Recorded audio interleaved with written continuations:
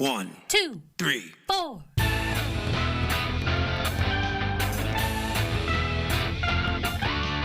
Monster movie. Fun time, go! Monster movie. Fun time, go. Monster. Movie. Fun time. Go! Monster movie. Fun time, go. With Precious D and Honeybee. Fun time, go! Hello, everyone, and welcome to our New Year's Eve episode of Monster Movie Fun Time Go. We're not doing like a special New Year's Eve movie, but I thought we might just, before we get to the movie, do a little year in review. I'm your host, by the way, Precious D. And I'm your other host, Honeybee. Honeybee, we started a podcast this year, 2021. Our first episode was on July 16th, and the movie was King Kong. Wow, really? It was July? That's crazy. Yeah, so about 6 months we've been doing this now. This will be, depending on how you're counting, episode 62 or episode 20, because we did 31 Days of Horror for Halloween for October, but I did not number those as part of the regular series numbering. So, counting all of those and counting our Christmas special, this should be episode 62. Wow. Our most listened to episodes, our top 5, are in descending order: 31 Days of Horror, Day 16, Scooby-Doo 2, Monsters Unleashed, Episode 11, Rodan, Episode 1, King Kong, 31 Days of Horror, Day 18, Benny Loves You, Benny loves you. and Episode 12, 20 Million Miles to Earth. Fuck yeah, guys. Those are some good episodes. What is your favorite episode, Precious? Oh, geez. I don't know. And I'm not sure why the Scooby-Doo one is so popular. I guess people like that movie. I guess. I don't know. That's weird. Because when you look at your podcast platform, it doesn't tell you what's the most popular episode. Because if it did, then I'm sure people would go, oh, if that one's popular, it must be really good. I'll just jump ahead and listen to that. But for some reason, it got a big listenership right off and then continues to grow steadily and maintain its first place position. I don't know if I can pick one favorite. That's hard to say. I agree. Do you have a favorite one? I don't know. I'm not sure. I think as far as like maybe movies go, I would have to say my favorite movie so far would be Godzilla Raids Again, or what did we just recently watch that was in Japan? The Mysterians? The Mysterians, yeah. Mysterians was a few weeks ago. I think maybe that might be up there as well, but yeah. Okay. It's I don't know. It's hard to say. That's a lot of episodes to choose from. I don't even know why I asked you. That's okay. Folks, I keep asking people to write in. Nobody's written in yet, but write in and to tell us personally too. We appreciate all of those messages as well. Well, people that know me have Yeah, that's important. messaged me. It is.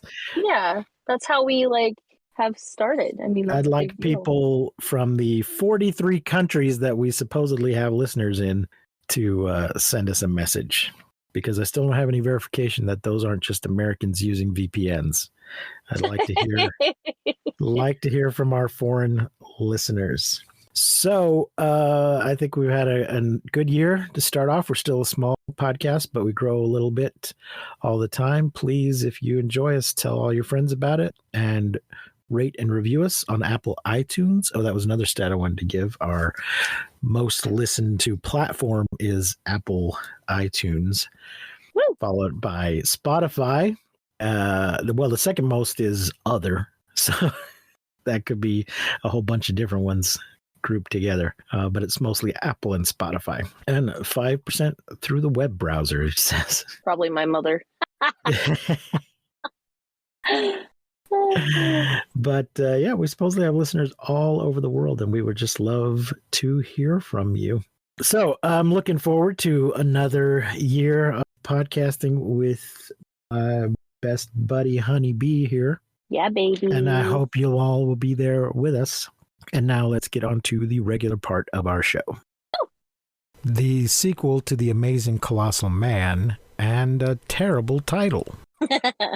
I've read that it has the alternate title of Revenge of the Colossal Man, which is a much better title, much more accurate title. Yeah. Even that's iffy. Yeah, that's pushing it. 1958, just 1 year after the first movie. Black and white. 1 hour and 8 minutes. Bert I. Gordon is the goddamn director. Such a cheap ass bastard, Bert I. Gordon. I hate him so much. Don't have a budget or a box office on this one. As I said, it's a sequel to The Amazing Colossal Man, featuring absolutely none of the original cast. Not even the man? No, not even the man. Glenn Manning? No. Except for in some flashbacks, they reused some footage from the first movie. Okay. Yeah. But no, the Colossal Man is not played by the same guy. But you wouldn't know it because there's some face makeup in this one. The death count is 2, I think. And the monster, of course, is a human, a colossal man. Its size is 60 feet. I'm going to give this one a racism factor of 0 to 0.5. Depends on whether or not you consider Mexicans to be white, because this movie does acknowledge that non-white people exist, and the Mexicans are played by actual Mexicans. Oh, yeah. At least Mexican Americans. We begin with some frantic music over a truck and opening credits. It's very like Wicked Witch of the West music. Yeah. Like with symbols. Yes.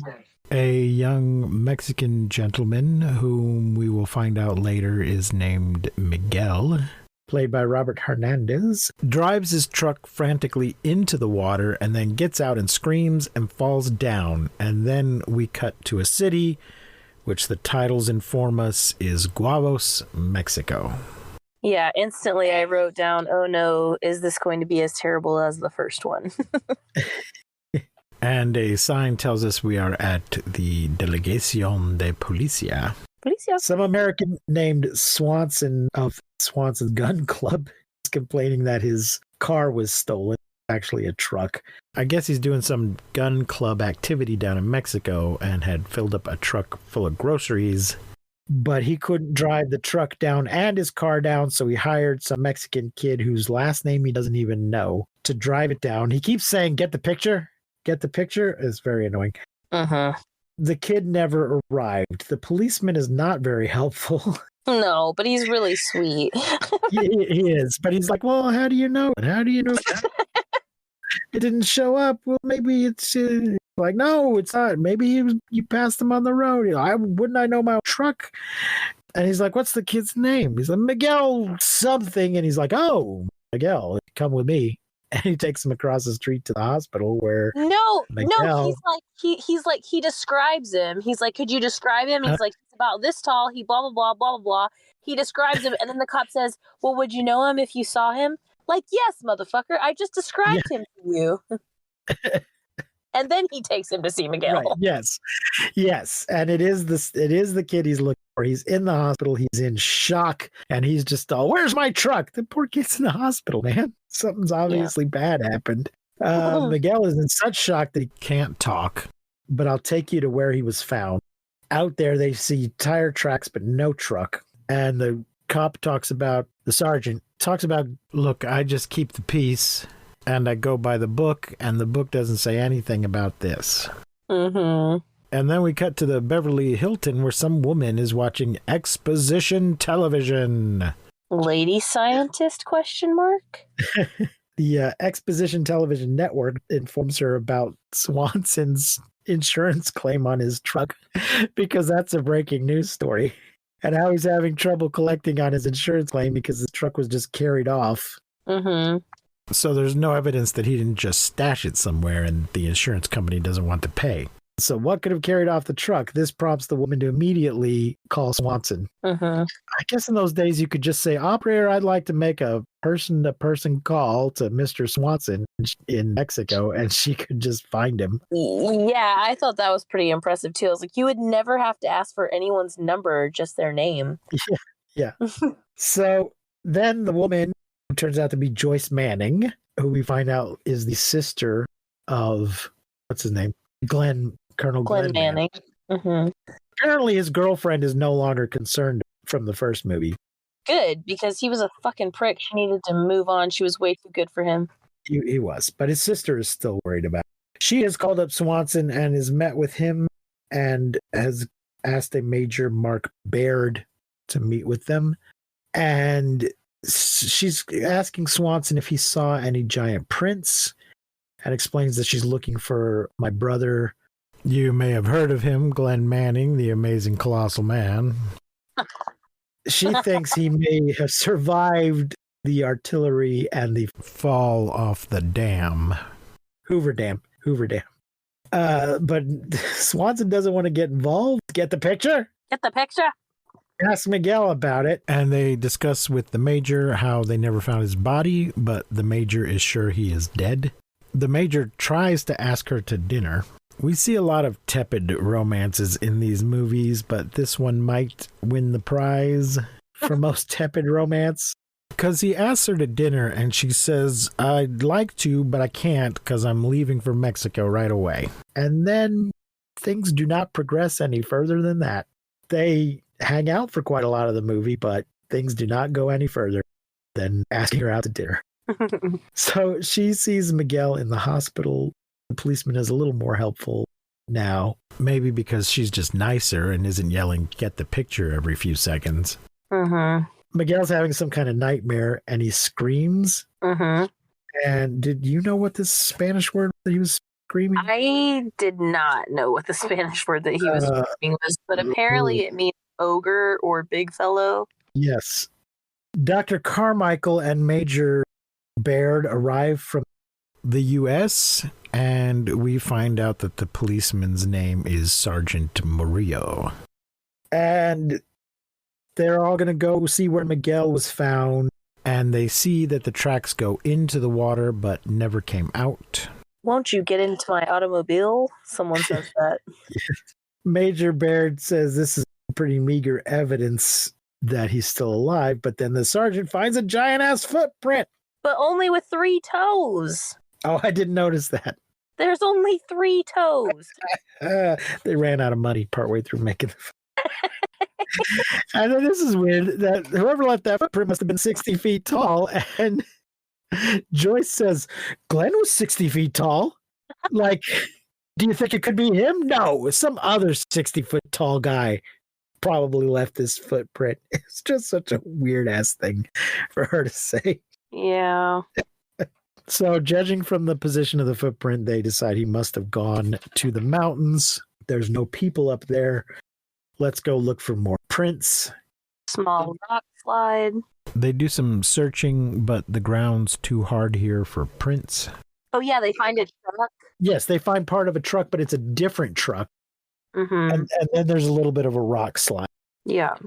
Which reminded me of Tarantula. Yeah. And the sergeant tells us it's no good to be here after dark. And he takes them to his house.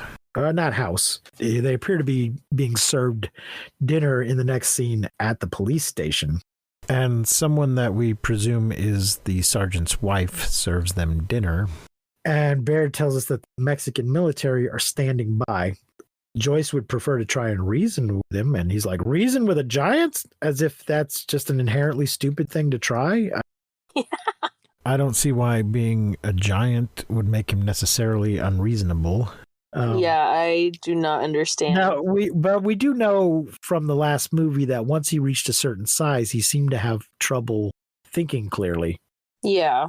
So maybe when you get to be a certain size, the distance between the synapses in your brain increases and makes it hard for the electrons to go back and forth. I don't know. I don't know. That sounds stupid. So she'll go alone if she has to. And you're going to hurt more than help. Yeah, she tells him that they're going to hurt more than help. So they go to search the mountain.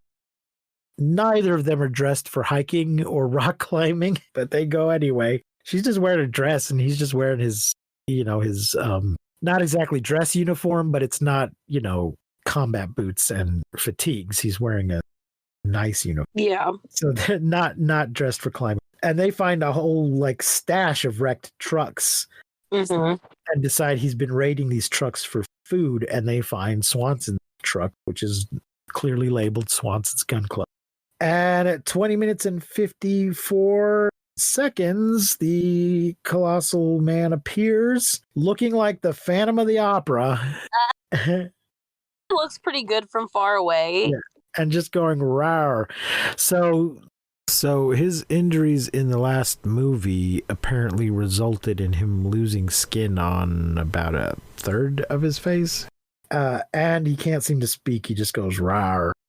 He basically honks. Like, honk. But you know, something else that I thought of was like in the first movie, whenever Glenn like goes and like the explosion happens and he like loses all of his skin, and then his skin like regenerates. Remember that? So I thought like, why didn't it do that? Why didn't it regenerate? I don't know. Mhm. I thought that the makeup, the effect did look pretty good from far away. As long as it was like far away, it looked pretty all right. No, I didn't have a problem with the way he looked. I just thought because it was only covering part of his face, he kind of looked like Phantom of the Opera. Yeah, definitely. He has a new truck, and the major tells her to get back, but then he does that thing that we were talking about in the last movie where he sort of hides behind her. He protects her by holding on to her from behind. Hot. So, and then we cut to the sergeant and Carmichael inspecting a load of drugged bread. Yeah, sleepy bread, as I'd like to call it. Sleepy bread. It will make him sleep for 8 hours, but won't harm him. Is there another way? I'm doubtful. It just seems like getting the dosage right on it's going to be iffy. It's either not going to work or it's going to be an overdose. Yeah. Yeah, she mentions that his face was horrible. Man, the major tries to get her to go home to San Francisco and find something to take your mind off of it. Like, what do you do for work? She's a copywriter. She writes a copy for ads. So not a lady scientist, Not but a lady scientist. but like the last movie, a really good Nancy Drew. Yeah. The women in his life are way too good for him. Yeah. And she's also, a successful, presumably successful career woman. She must be successful. She can afford to just fly back and forth to Mexico and take several weeks off from work. But she talks about how the writing the ad copy, they were always using words like amazing, colossal, and huge and gigantic. And this all just made her think of her brother. And then we're all set. But she can't go home because Philo, which if you haven't been listening, folks, and if you haven't been listening, you should be listening. Philo is first in, last out, which means in these movies, if you are there in the beginning, you are there till the end. No matter what. Regardless of your qualifications. Though she, unlike many people in the Philo situation, has an actual direct personal interest in what's going on. Right. Yeah. It kind of makes it a little different in this one because it's her family. Yep. She is a good sister. She is. The truck's loaded up and they drive around. The sergeant's driving the truck and he is driving fast to kick up dust. Why? Again, this is definitely part of the Philo in that this local police sergeant is not necessarily the person who should be trying to trap a 60-foot man. Yeah. The military has not stepped in at this point, though. It's just him and a guy from a foreign military and a doctor. He's trying to kick up a lot of dust. Is she in the truck with him? I'm not sure. Let's see. But driving fast will kick up more dust, which will call more attention to us. Oh, here he comes. Step on it. Then stop up here in this clearing and we'll all get out. They do, and then he grabs the truck and noms on the bread. They're trying to hide behind a rock. It looks like he sees them and starts towards them, but then the drug starts kicking in, and we get more of this just terrible composite imaging where you can kind of see through them a little bit. Mm-hmm. Not as bad as some of them, but still not great. Right. And then a news guy reports that there's a plan to carry him back across. Turns out he's not dead, and they plan to carry him back across the border. And then some unnamed congressman is giving an interview, and wants to thank Mexico and Major Baird and everybody for doing a good job. And then we get a little bit of, I guess, political, social commentary. Yeah. Yeah. In that, then we get this series of scenes where the reporter's like, well, what's Congress going to do about it? And he's like, oh, it's not Congress's job to fix this. That's the Department of Medical Research is going to take over. And the Department of Medical Research says, well, we can't be responsible for feeding him. We're going to turn this over to Health and Welfare Department. And the Health and Welfare Department kicks it back to Congress. Yeah. Who then the same congressman suggests they call the Pentagon. Now, it is obvious to me whose problem this is. It's the military's problem or the Department of Veterans Affairs, because he is a disabled vet whose condition is a result of an on-duty accident. So it is clearly the job of the military to fix this, not any of these other organizations. Yeah.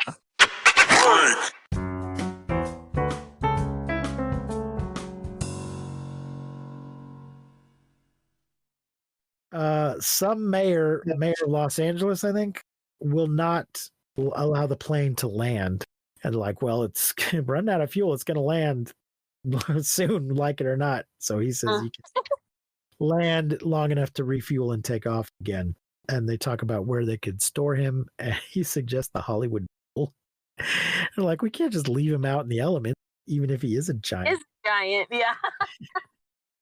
How about that hangar over there? It doesn't look like he's being used. And the mayor sounds like he's being a jerk, but turns out to be completely right when he points out that this is a major airport. It's too dangerous to just have him hanging out here. Yeah, but it's another one of those like, I give you my word, like, oh, okay.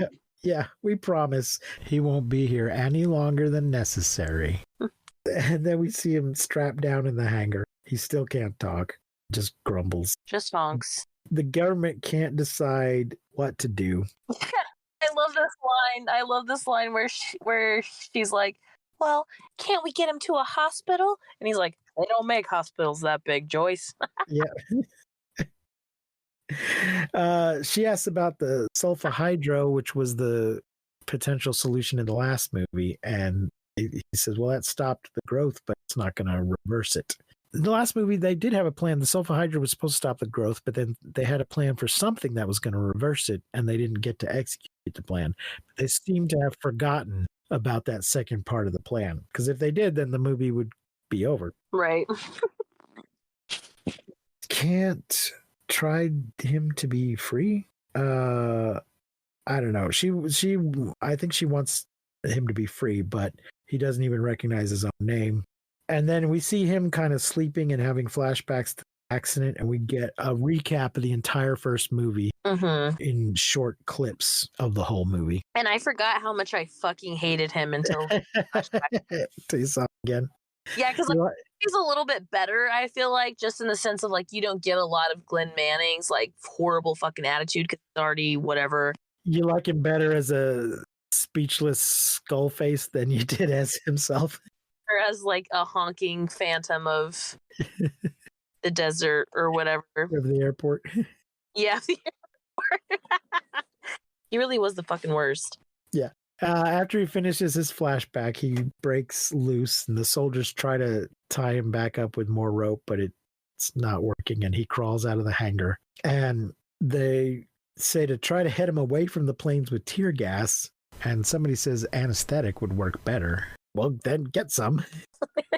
And I wrote Mayor's fears justified. And then he does the Kong bit with the control tower. He looks through the window of the control tower and a woman screams.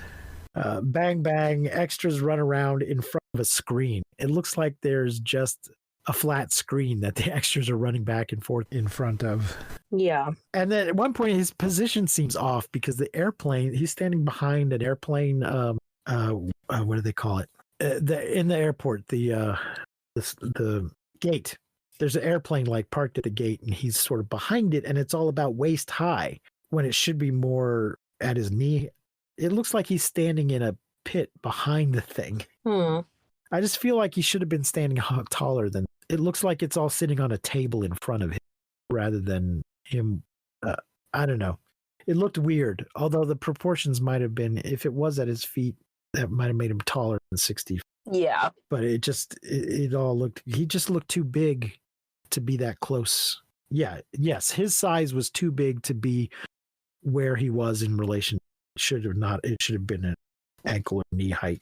And at this point, I would just like to point out that I love the 50-foot woman, but we should definitely keep the monsters to big, scary creatures, not huge man babies. These giant man babies not doing it for Just really, no. I just hate it.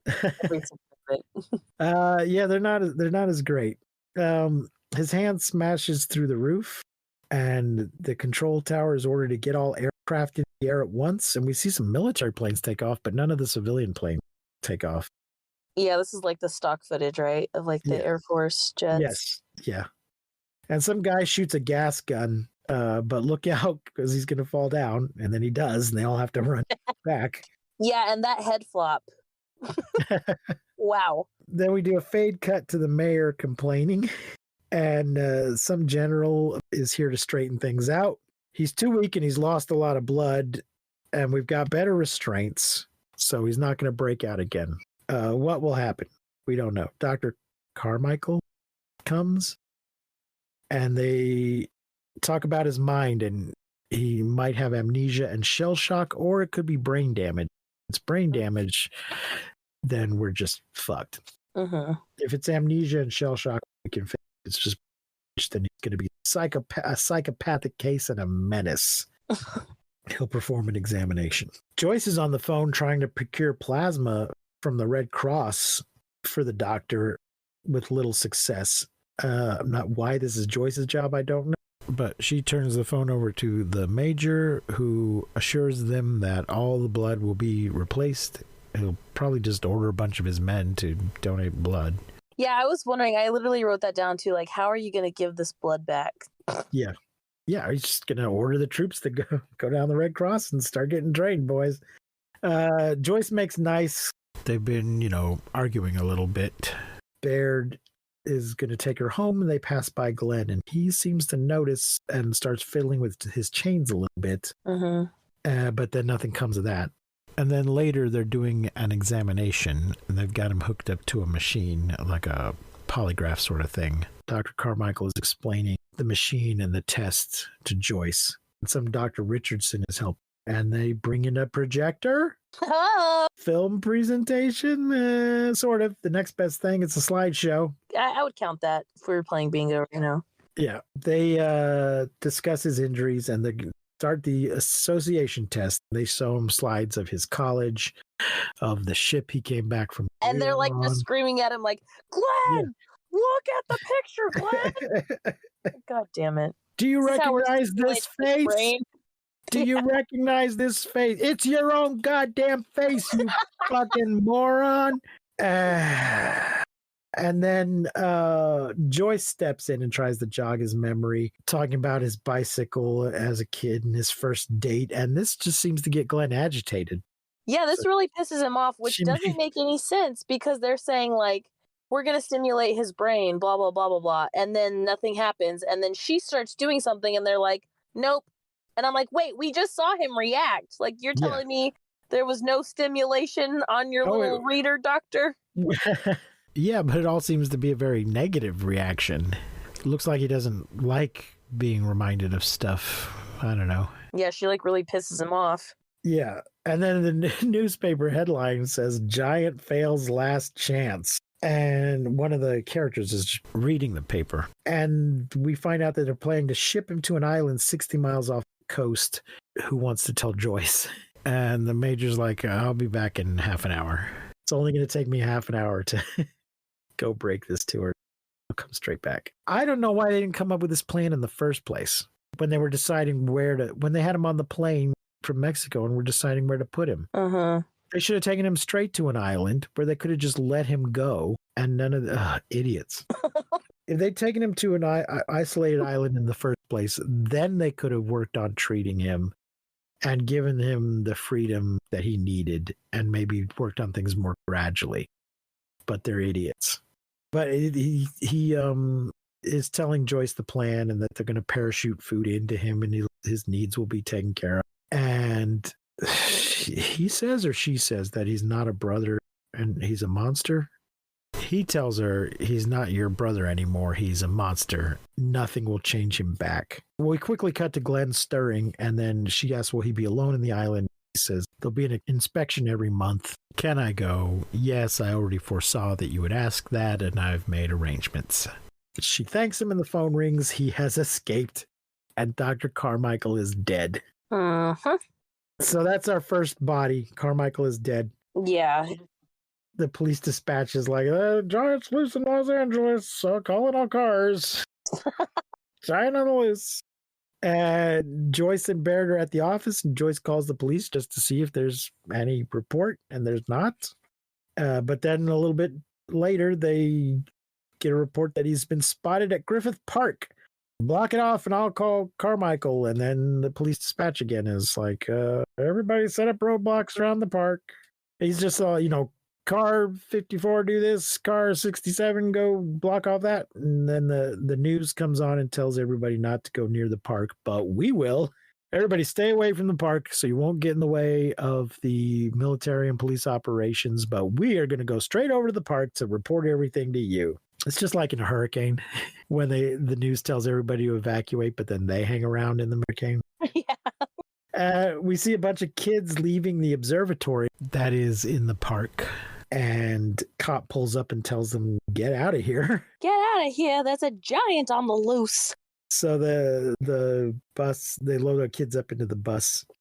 And we see Joyce and Barrett at the roadblock. He's between here and the observatory.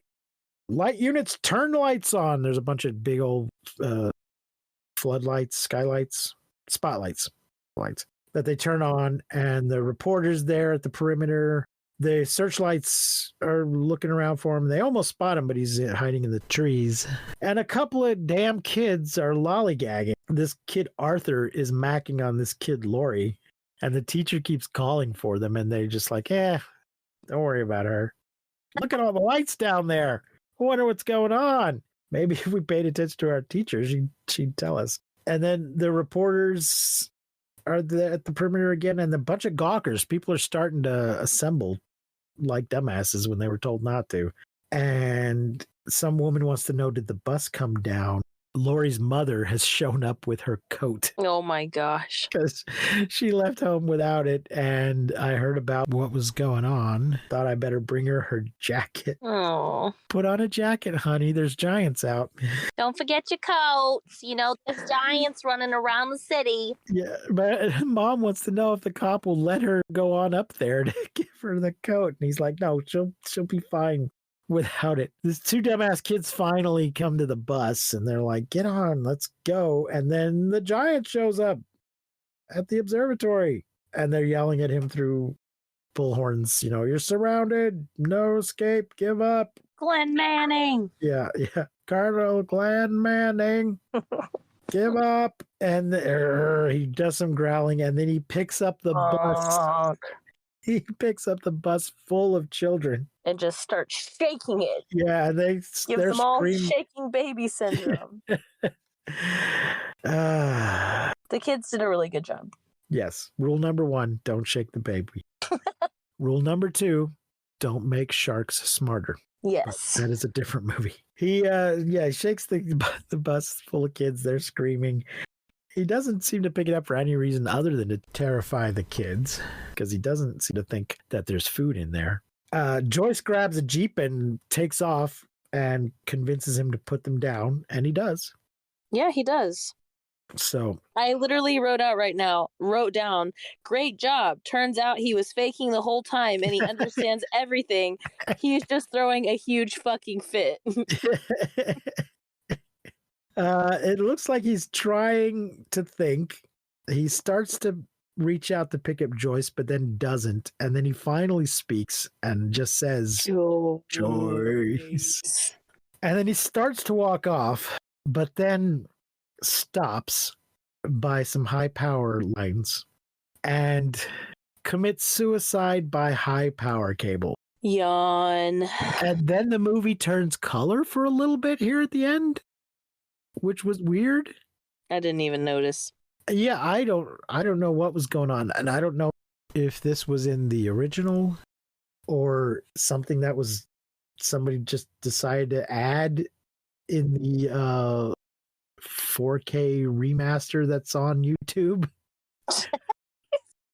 But yeah, Joyce's dress is blue.